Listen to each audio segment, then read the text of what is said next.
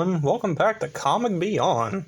In this episode we're going to be going over the Spider-Man Batman crossover from Marvel and DC. So in the start of this book, both our heroes wake up from nightmares. Nightmares of their origin stories, but slightly different. They both see the faces of their most dangerous foes on the face of the killer who sent them down the road to becoming mass vigilantes. Later in the book, Spider-Man is asked to come and sit in on an experiment done to Cletus Cassidy, aka Carnage. They think it's working, but Carnage escapes, and of course, Spider-Man and him fight. Spider-Man subdues him, and on the other side of town, Batman is fighting the Joker. Together, they're sent back to prison. But the experiment proceeds. They think they have won. They think it's worked. They think they've made Cletus Cassidy and the Joker better. Sane again. But little to their knowledge, it doesn't work. It doesn't last long. Carnage and the Joker escape. But this time, together, Spider-Man and Batman team up to take on their most dangerous foes. I really love this crossover. To me, it's what Marvel and DC should be doing. Playing nice. Just seeing both their iconic characters share a comic page is awesome. Seeing Batman fight Carnage, seeing Spider-Man knock out the Joker was freaking cool.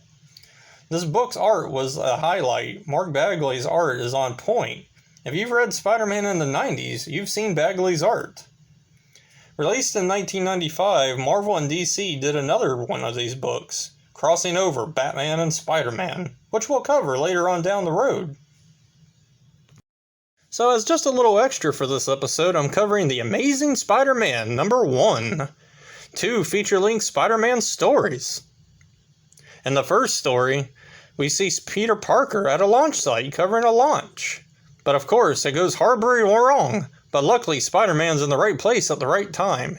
He saves the astronaut from the capsule, thinking he's the hero of the day, but unfortunately for Spidey, that's never the case when Jonah Jameson's around.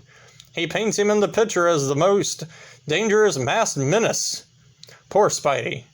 In the second story, he takes on the Chameleon for the first time. But, for the first time, he meets Marvel's first family, the Fantastic Four.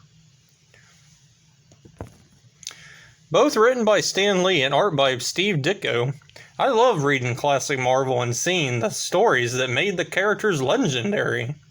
One of my favorite parts from the first story, Spider-Man gets a check written to him, but he can't cash it, and the bank teller gives him a hard time because he doesn't have an ID. These types of problems that Stan Lee gave Peter Parker in the classic Spider-Man stories is what helped define the character, make the character, who he is, and what we know him as today. If you can find a reprint of Amazing Spider-Man #1, I believe Marvel reprinted them under the True Believers title for a whole $1. That's how I got this. If you can find one, I definitely recommend it. It's worth checking out. Hey everybody, I just wanted to give a shout out to Billy from Illinois. I hear you like my channel, Billy, and you like Spider-Man. So I really hope you like this episode of Spider-Man crossing over with Batman. This one was for you, buddy. And also, I want to thank everybody. Today we just hit 40 subscribers. I never thought I'd get 1 subscriber, much less 40. So I just want to thank everybody for the love and support that you've given me while I've been doing this channel. I'm having fun. I hope you're having fun watching the videos. And I'm going to continue to do videos, and hopefully they get better and better every day. So please, keep watching and keep enjoying. Thank you so much.